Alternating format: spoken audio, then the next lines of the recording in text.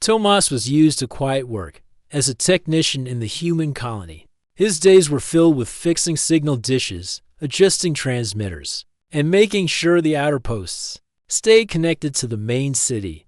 It was not an exciting job, but it was safe. He had never been far beyond the human zone. The Lurian lands were a mystery to him, full of stories and warnings from elders. They said the Lurians lived by old and strict laws, and that humans should be careful not to break them.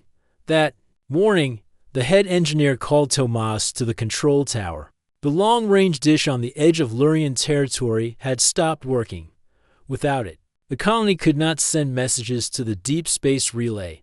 It was an urgent repair, and no other technician was free.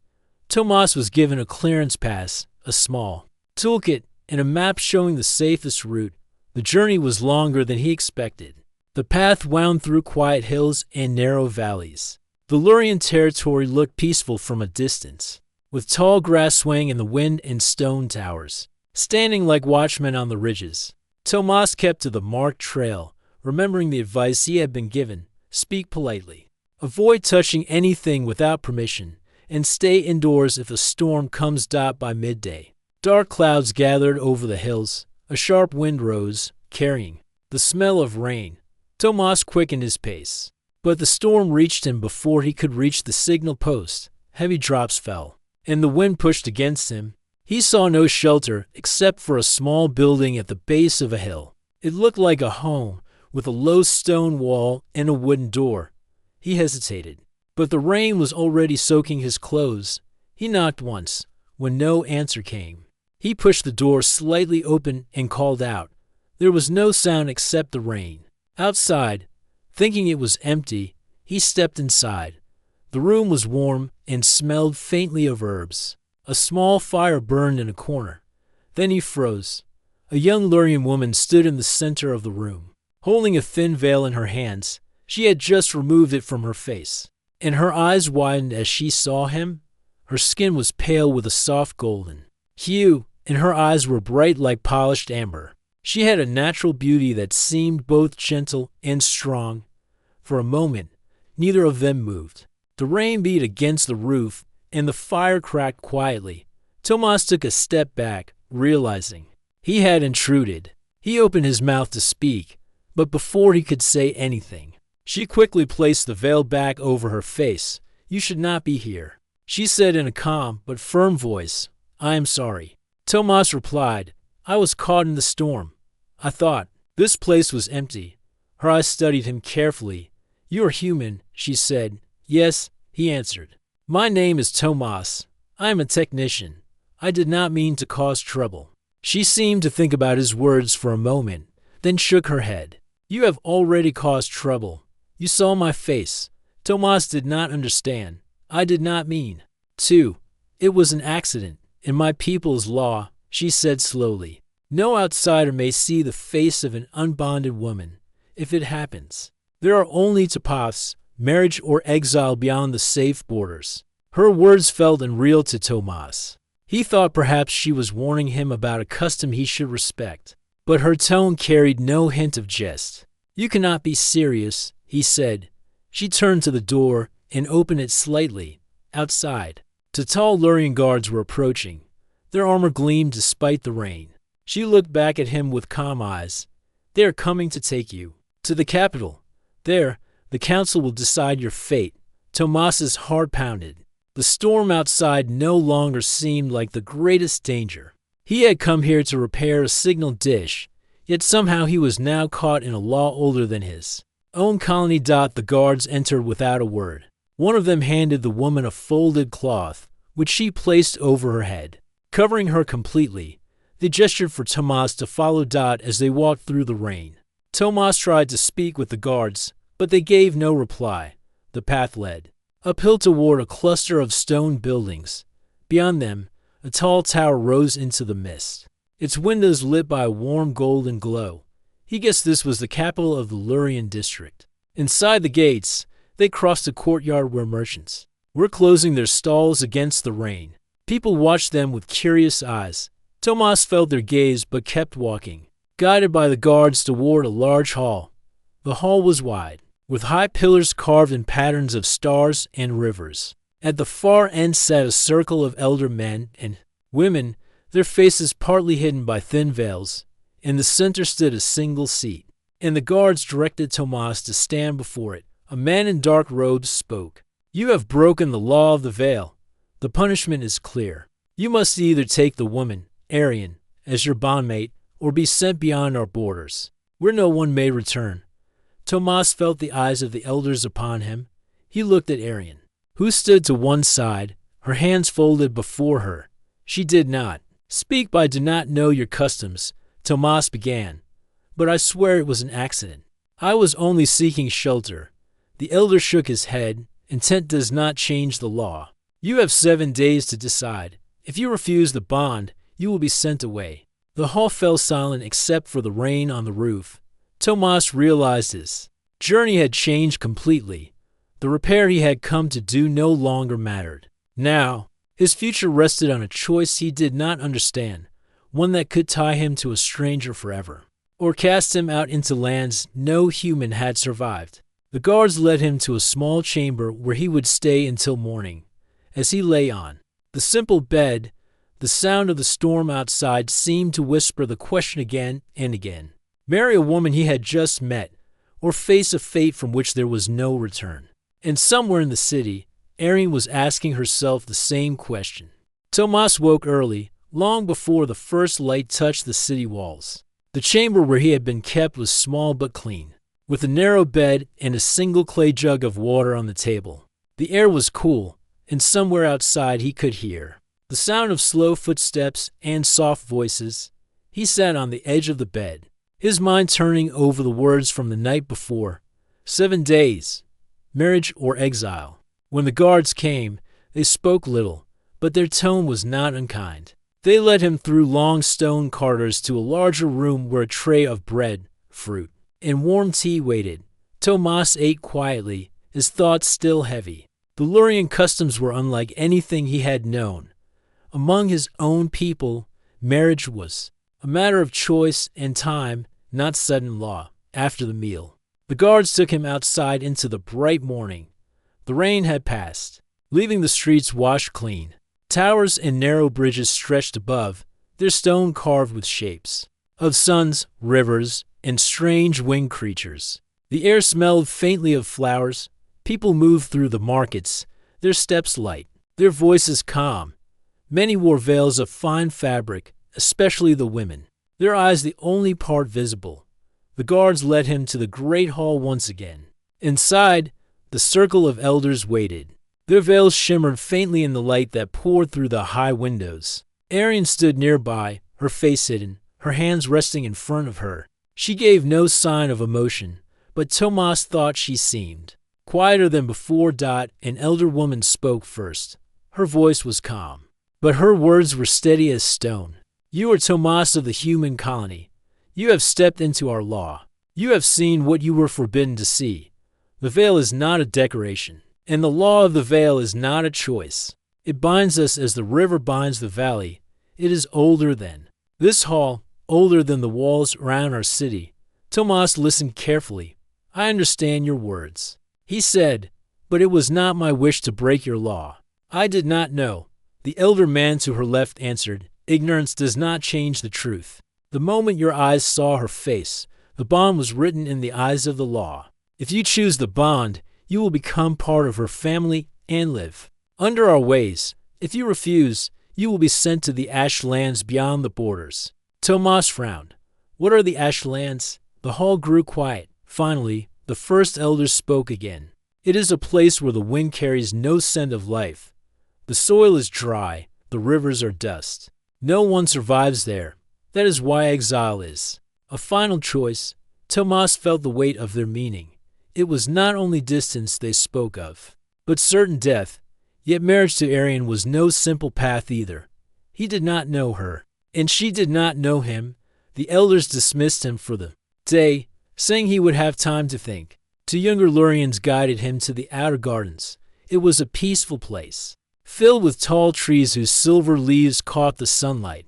There were narrow stone paths winding between small ponds where fish swam in slow circles. Tomas walked silently, feeling the quiet around him. Arian was there, standing by the water. She turned as he approached. Her veil was still in place, but he could see her eyes. They held neither anger nor welcome, only calm observation. "You have spoken with the council," she said softly. "Yes," Tomas replied. "They have given me 7 days to decide. But I do not understand why this law exists. Why is it so important?" Arian was silent for a long moment. Then she said, "In our history, there was a time when our people trusted too easily. Many came from far places, and bonds were made without care. It brought ruin. Faces were uncovered, promises were broken, and trust became dust. The veil was created to protect the dignity of women and the honor of families. To see a face is to cross a line that cannot be stepped back over." Tomas nodded slowly. "I did not mean to cross it. I was looking for shelter from the storm." "No," Arian said. "I do not blame you. But the council will not bend the law for an accident. They believe the law holds our people together. If it breaks for one, it will break for all." They stood in silence, the sound of the water filling the space between them. Tomas studied the silver leaves drifting down from the trees. He could not deny that Arian's voice carried no anger. She seemed simply to accept what had happened. "I have a life in the human colony," he said after a moment. "My work matters there. I have friends. I cannot give it all up so quickly. And I have a life here," she replied. "I have duties to my family and my people. Marriage would tie our paths together forever. That is not a light thing." Tomas thought of the ashlands, the image of a dry, empty world pressed against his mind. He wondered if they spoke of it to frighten him, or if it truly existed as they described. Later that afternoon, the human envoy arrived at the capital. It was a short man named Daryl, dressed in the blue coat of the colony's diplomatic office. He spoke quickly with Tomas in private. "You do not have to accept this. The council cannot force you. We can demand your release. They say they can," Tomas replied. "If I refuse, they will send me to the ashlands." Daryl waved his hand. "Empty threats. They want to keep their customs, but they do not dare risk trouble with the colony. Hold your ground." Tomas was not so sure. He had seen the seriousness in the eyes of the elders. They did not speak like people bluffing. Still, Daryl's presence gave him a thread of hope. When night fell, Tomas returned to his chamber. He could hear the faint music of stringed instruments somewhere in the city. The air smelled of bread baking and flowers from the garden. But his thoughts were heavy. 7 days, Arian's calm voice, the stern eyes of the council, the ashlands, his home in the human colony. The choice lay before him, and each path seemed to carry a weight he could not yet lift. The next morning, the sky over the Lurian capital was pale blue, with soft clouds drifting above the towers. Tomas stood on the balcony of his small chamber. Looking down at the streets, merchants were opening their stalls, children were running between fountains, and the smell of fresh bread carried in the air. It would have been a peaceful view if his mind had not been filled with the weight of the decision. Before him 7 days. The number felt smaller now. Daryl, the human envoy, arrived early. He walked in with quick steps, his blue coat swaying behind him. "I have spoken with the council again," he said, his voice low but firm. "They are holding to their law, but they will not act without your choice. You must refuse. I will handle the rest." Tomas frowned. "Handle it how?" "They believe in this law deeply. If I refuse, they will send me to the ashlands. You say it is an empty threat, but I am not sure." Daryl shook his head. "They would not risk the colony's anger. They will have to let you go. This is politics, Tomas. You must stand your ground." Tomas wished he could believe him fully, but the memory of the council's calm, unwavering eyes made him doubt. The elders had not spoken like people playing a game. After Daryl left, a guard came to take Tomas to the gardens again. Arian was waiting near the largest pond, her veil in place, her posture as straight as ever. The silver leaves of the tall trees drifted onto the water, making slow ripples. "Your envoy spoke with the council again," she said as Tomas approached. "Yes," Tomas replied. "He wants me to refuse. He says they cannot truly force me." Arian's voice was quiet. He does not know our history. The council is not bluffing. The Ashlands are real. My father once traveled near them on a mapping mission. He said the land was silent, as if it had been empty for 1,000 years. Tomas looked at her. If I choose marriage, I lose my life in the colony. If I refuse, I risk being sent there. Either way, something important is lost. Arian tilted her head slightly, and yet, both paths could lead to something new. They walked along the garden path, passing a group of musicians playing a slow melody. Arian asked about Tomas's home, and he told her of the colony's metal towers, the buzzing of the markets, and the night skies filled with the soft light of human-built satellites. She listened with quiet interest. In your city, she asked, do women walk without veils? Yes, Tomas said. Everyone's face is seen. It is normal for us. Arian was silent for a moment. I have often wondered what that would be like, to see all expressions, to read someone's thoughts in the movement of their eyes and mouth. Here, much is hidden. We learn to read the voice more than the face. Her words made Tomas curious. And have you ever thought of leaving to see it? I have, she admitted. But my duty is here. My family's place is here. I never believed I would meet a human like this in such a way. By the afternoon, Tomas was summoned again to the great hall. The elders wished to speak to him privately. The hall was quieter than before. With only 3 elders present, you are given freedom to walk the city, one said. See our people. Learn what life here would be if you take the bond in 7 days. Your answer will shape the path for both of you. Tomas agreed, and the guard stepped back to let him leave the hall. That evening, Arian offered to guide him. She led him through narrow streets filled with lamplight. They passed spice sellers with baskets of red and gold powders, cloth merchants with bolts of fabric in deep blues and greens, and storytellers who spoke in open courtyards while children sat in circles to listen. Tomas noticed how the people greeted Arian with small bows of the head. She answered politely, but never lingered, even in her own city. She carried herself with a quiet dignity that made others step aside. They reached a high terrace where the view stretched far across the hills. The sun was low, and the sky burned orange and gold. From here, Tomas could see the distant outline of the signal post he had been sent to repair. The sight made him remember how simple his purpose had been just 2 days ago. Do you think the council would ever change this law? Tomas asked as the wind moved softly around them. No. Arian said, the law is the foundation of our way. Without it, the elders believe the balance between families would break. And what about you? He asked. If it were your choice alone. Arian was quiet for a long time. If it were only mine, I would choose to know the person first, to see their life, their thoughts, their heart, not to be bound by accident. Her honesty made Tomas feel a mix of relief and sadness. They were both caught in the same net, tied by a rule neither had made dot as the last light faded. They walked back toward the palace. The streets grew quieter, the smell of cooking fires drifting through the air. Somewhere above, Tomas saw a faint light moving across the night sky, too slow to be a falling star, too steady to be a bird. It glided silently until it vanished behind the hills.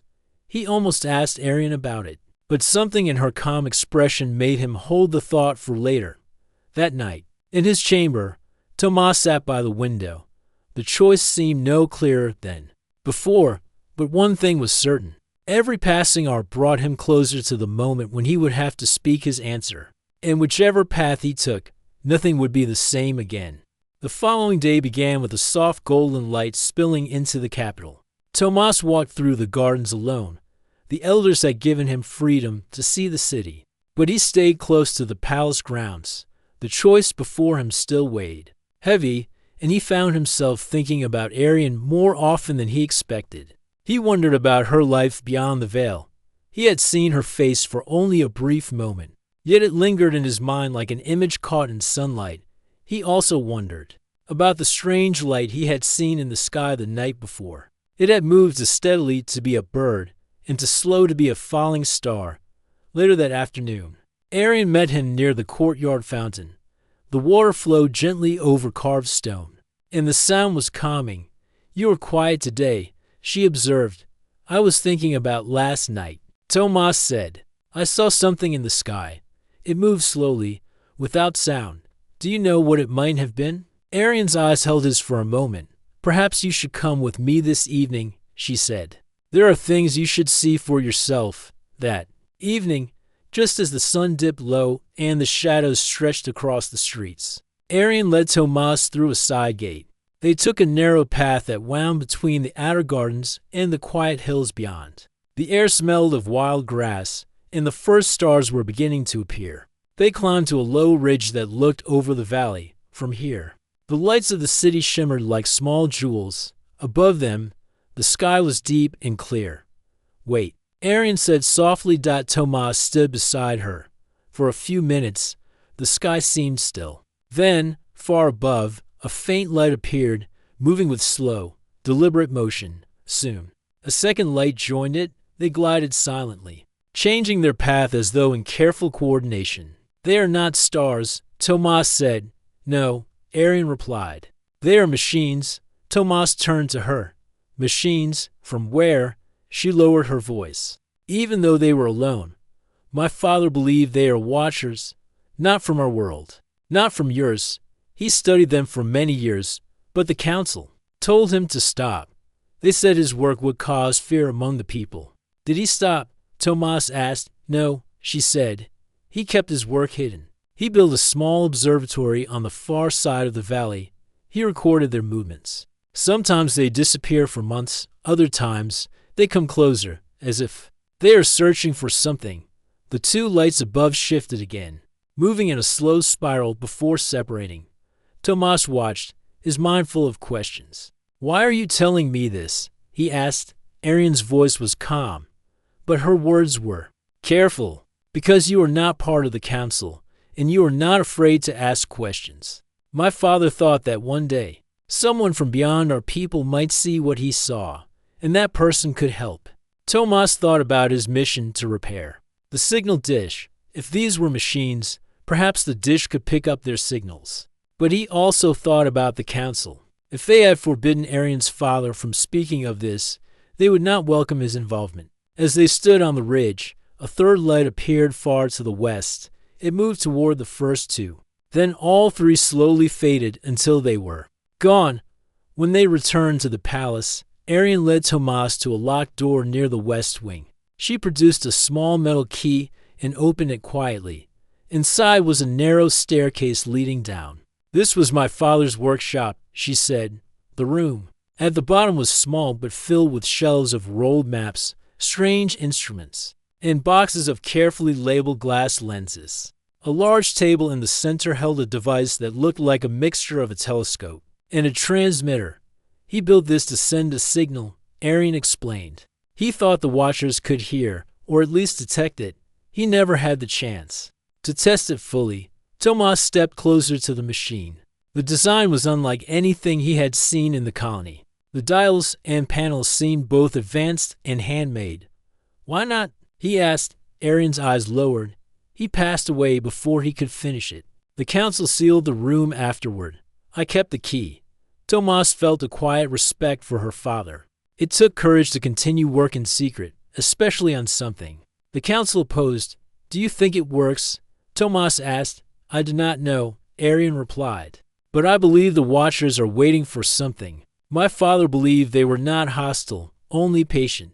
He thought they wanted proof that our peoples could work together before they would reveal themselves. Tomas looked at her carefully. You mean our peoples, humans and Lurians? Yes, she said simply. The thought settled over him. Slowly, if her father was right, then their meeting, strange and accidental as it seemed, might matter in ways he had not imagined. They left the workshop quietly, locking the door again. The corridors were silent, the only sound their footsteps. On the stone floor back in his chamber, Tomas sat for a long time without sleeping. The watchers in the sky, the council's ancient law, and Arian's calm but steady voice all wove together in his mind. It was no longer just about his choice. Between marriage and exile, something larger was at work, and he was standing in the middle of it. The next morning was cooler, with thin clouds stretched across the pale sky. Tomas had slept little. The images of the silent lights in the sky kept returning to him.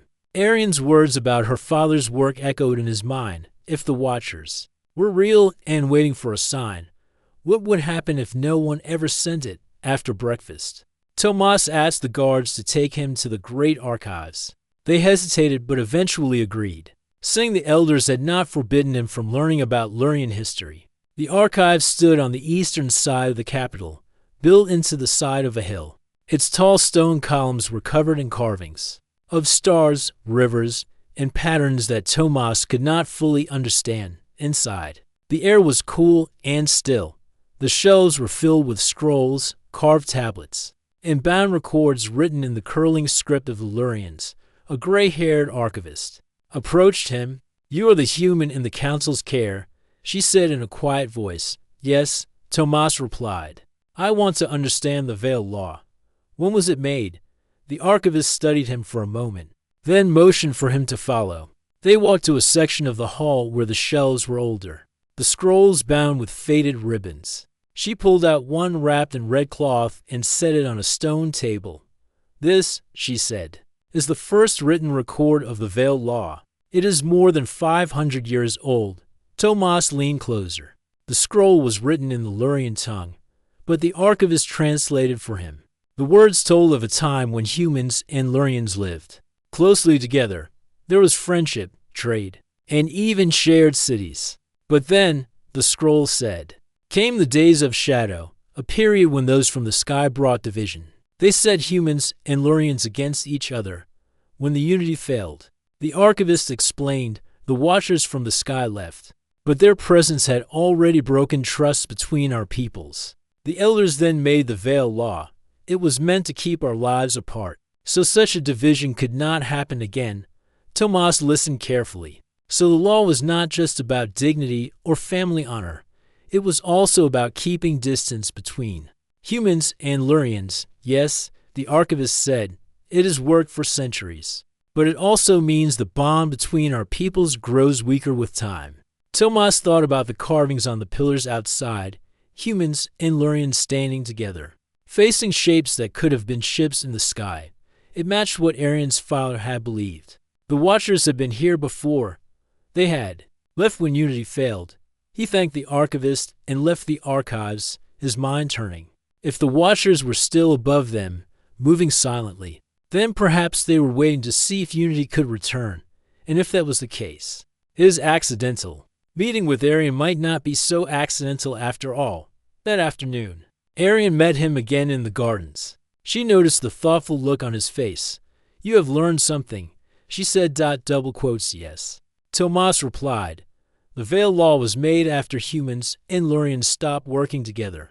The Watchers were part of that history." Arian nodded. Slowly, "My father believed the same. He thought the Watchers did not leave entirely. He believed they are still watching, waiting to see if our peoples can stand together again." Tomas looked out at the silver-leaved trees. If that is true, then maybe the bond the council speaks of is not just a burden. Maybe it is a signal, a sign to the Watchers that unity is possible again. Arian's voice was quiet. "That is what my father hoped, but the council would not see it that way. To them, the law is about tradition, not about the sky." They walked together along the pond's edge, the water reflecting the pale clouds above. As evening fell, Tomas returned to his chamber. Daryl was waiting for him. The envoy's expression was tense. "You have been spending too much time with them," Daryl said. "Remember where your loyalty lies. You are human. You belong in the colony." Tomas answered calmly, "I have learned something important. The Veil Law is tied to the Watchers in the sky. There's a history here that matters to both our peoples." Daryl shook his head. "Old stories. My concern is your safety. If you choose marriage, you will be trapped here under their rules. You will lose everything in the colony." Tomas met his gaze. "And if the Watchers are waiting for a reason to act, what if this is bigger than me?" Daryl's voice dropped lower. "Then let the council deal with it. You are not a diplomat or a historian. You are a technician. Leave these matters to others." But Tomas was no longer sure that was possible. He was standing at the center of something that touched both the past and the future. And his choice, in just a few days, could change more than his own life. That night, he stood again on the balcony, looking at the dark sky. For a long time, nothing moved. Then, far to the north, a single light appeared, drifting slowly across the stars-dotted felt to Tomas, as if it was watching him. The morning air was cool and fresh, carrying the faint scent of wildflowers from the gardens. Tomas could not stop thinking about the lights he had seen in the sky, and the history he had learned in the archives. He walked through the palace corridors with a sense of purpose. Today, he would go with Arian to her father's hidden workshop, a place that held secrets older than anyone in the city remembered. Arian was waiting in the gardens near the central fountain. Her veil was in place, but her eyes held a quiet excitement. "I thought we could try something today," she said. "Something my father started, but never finished." Tomas raised an eyebrow. "You mean the transmitter?" "Yes," she said. "It is designed to send a signal that the Watchers can detect." He believed only a union between a human and a Lurian could complete it. He left it unfinished, and the council did not allow him to continue. "But I think it is time."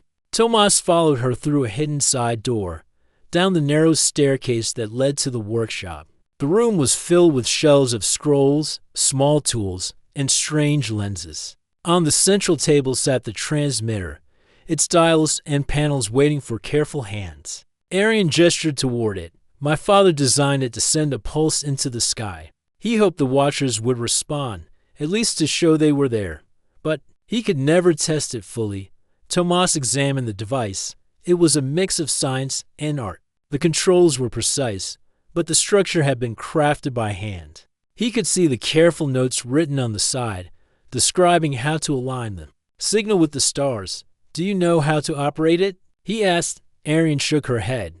"Not completely, but you understand machines like this, together. We can try." They worked side by side for hours. Tomas adjusted the dials and checked the alignment while Arian read her father's notes, making small calculations. The sun moved slowly across the sky, and the city grew quiet as the evening approached. Finally, the device was ready. Arian looked at Tomas. "Are you sure you want to do this?" Tomas nodded. "If this works, it could show that humans and Lurians can cooperate. That is something worth trying." They stepped outside to the ridge where Tomas had first seen the lights. The view of the city below was quiet, and the sky above was a deep blue. Tomas helped Arian place the transmitter carefully on the stone ground. They connected the final wires and aligned the device, according to her father's instructions. Tomas held his breath as he turned the main dial. The machine hummed softly, sending a low pulse into the sky. For a moment, nothing happened. The stars shone in silence. Then, slowly, a faint light appeared on the horizon. Tomas squinted. The light moved steadily, to deliver it to be natural. Another light joined it, then a third. They moved in a slow spiral, almost as if they were responding to the pulse from the transmitter. Arian gasped quietly. They heard it. Tomas could hardly believe his eyes. The lights moved closer, forming a triangular pattern above the ridge. They drifted silently, shifting in ways that seemed purposeful, almost intelligent. "They are responding to us," Tomas whispered.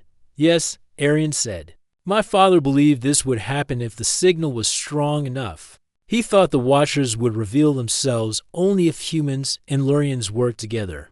The lights hovered for several minutes, moving in patterns that Tomas could not fully understand.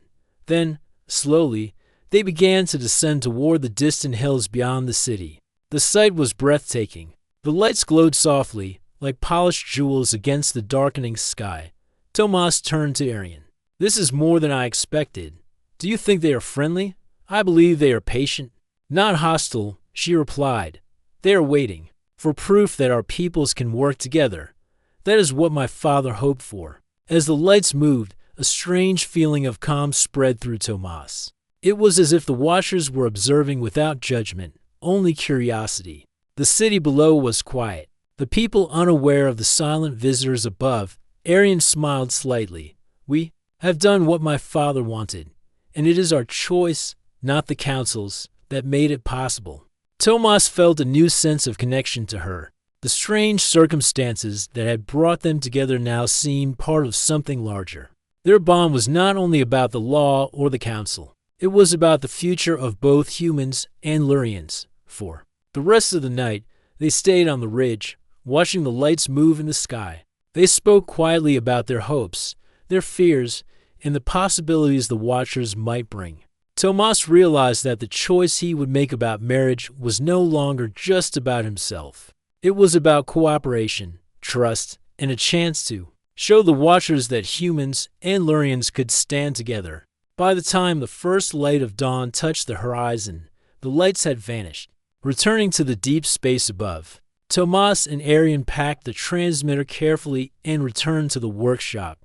The city was waking, but the two of them walked with a quiet understanding that something extraordinary had begun. Tomas thought about the council, the veiled law, and the choices that still lay before him. For the first time, he felt that the law was not simply a restriction, but a test. It was meant to ensure that the decision to bond was not taken lightly, and that the people involved were capable of working together for something greater. Arian looked at him and said, "The council will expect an answer soon. But now, you understand that your choice matters not just for you, but for everyone." Tomas nodded. "I do, and I think I'm ready to make it, but I need to think carefully. The decision will shape more than my life." As they left the hidden workshop, Tomas felt a sense of purpose he had never known before. The Watchers had responded. The bond between him and Arian was no longer just a consequence of the law. It was a symbol, a signal that humans and Lurians could unite for a greater purpose. The days ahead would still be challenging. The council awaited his answer, and the weight of centuries of law pressed on him. But for the first time, Tomas felt hope that his choice could not only save himself, but show that cooperation, understanding, and trust could overcome even the strictest laws. And somewhere far above, the Watchers moved silently, watching patiently, as if acknowledging that the future had begun. The morning light spread across the Lurian capital, soft and golden. Tomas walked toward the great hall with a steady step. Today, the council would hear his answer. 7 days had passed since he had first seen Arian's face, and now the weight of the law pressed heavily upon him. Yet, he was no longer afraid. The events of the past days, the skylights, the archives, and the signal they had sent had changed him. Arian met him outside the hall. Her veil was in place, but her eyes held a calm strength. She did not speak, but her presence was comforting. Tomas took a deep breath, feeling the gravity of the moment, and together they entered the hall. The elders were already seated, their veils in place, their posture unwavering. The hall was silent, the only sound the faint movement of fabric as they shifted slightly in their seats. At the center, Arian stood beside him, her hands folded calmly. "You have spent 7 days considering your choice," the elder woman began. Her voice was steady, echoing slightly in the wide hall. "The law is clear. Speak now." Tomas stepped forward. "I have thought deeply about the law, about your history, and about the Watchers in the sky," he said. "I understand why the veiled law exists, and I respect it, but I have also learned that it is possible to work together, humans and Lurians alike, for something greater than the law itself." A murmur ran through the hall. The elders' faces did not change, but Tomas sensed that curiosity had replaced some of the sternness. He continued, "I accept the bond with Arian, not because I was forced, but because I believe it is a chance to unite our peoples, to show that cooperation is possible. Our bond is a symbol, a bridge between humans and Lurians." Arian lifted her eyes and looked directly at him. There was a quiet understanding between them. "And I accept," she said softly, "not out of obligation, but because I believe in what we can build together." The council remained silent for a long moment. Then the elder woman spoke. "You have chosen willingly, with understanding of the law and its history. This is rare. The bond will stand, and the law is fulfilled." Tomas and Arian stepped forward together. The ritual of acceptance was simple but meaningful. Their hands were joined, a gesture witnessed by the council and the people present in the hall. The elders nodded, and one by one, they gave subtle signs of approval. As the ceremony ended, the doors of the hall opened. Arian and Tomas walked outside into the courtyard. The city was bathed in sunlight, and the air carried the scent of blooming flowers. People looked up toward the sky, pointing and murmuring as a bright formation appeared above. The Watchers had returned. This time, their presence was unmistakable. Triangular shapes glided silently, perfectly coordinated, moving with deliberate intelligence. Their surfaces reflected sunlight, glimmering like silver against the blue sky. Tomas and Arian stood together, watching in awe. They came back, Tomas whispered. They're here. Arian nodded. They are acknowledging our bond. They have waited for proof that humans and Lurians can work together across the city. People paused to watch the lights. Fear did not rise. Instead, there was a sense of wonder. Tomas realized that centuries of law had been meant to protect people. But that day showed the possibility of trust and cooperation. The Watchers moved closer, forming a circle above the city. Then, without sound, they released a faint, shimmering light that spread across the valley. Tomas could feel it in his chest. A sense of connection to everything around him, the city, the people, and the stars above. Arian placed her hand gently on Tomas's arm. This is what my father wanted, and you helped make it possible. He smiled. No, we both did it together. As the lights continued their silent display, the council gathered the citizens. Tomas spoke to them openly, explaining how the bond was not just a matter of law, but a choice that symbolized unity and trust. People listened, slowly understanding the significance of what had happened. By evening, the Watchers hovered higher, then began to move away, returning to the distant sky. Yet their presence lingered in the hearts of everyone who had seen them. The city felt changed, more open, as if the old fear and strict boundaries had softened. Tomas and Arian walked through the streets, noticing how people greeted them with respect and quiet admiration. Their bond was more than a law fulfilled, it was a new beginning. That night, Tomas and Arian climbed to the ridge overlooking the city. The stars sparkled above, and the memory of the Watchers' formation still glimmered in the sky. We have a long path ahead, Tomas said. Not just for us, but for everyone. Yes, Arian agreed. But we have taken the first step, and we did it together. Tomas looked at her, remembering the first moment he had seen her face. What had seemed like an accident, or even a threat, had become the start of something extraordinary. In a way, Tomas said, the law brought us together, but it was our choice that made it meaningful. Arian smiled softly. Yes, and now the Watchers know it too. They stood in silence, letting the cool night air fill them with calm. The city below rested peacefully, and the stars above were bright and endless. The past, with its fear and separation, seemed far away. The future, filled with possibility and unity, stretched out before them.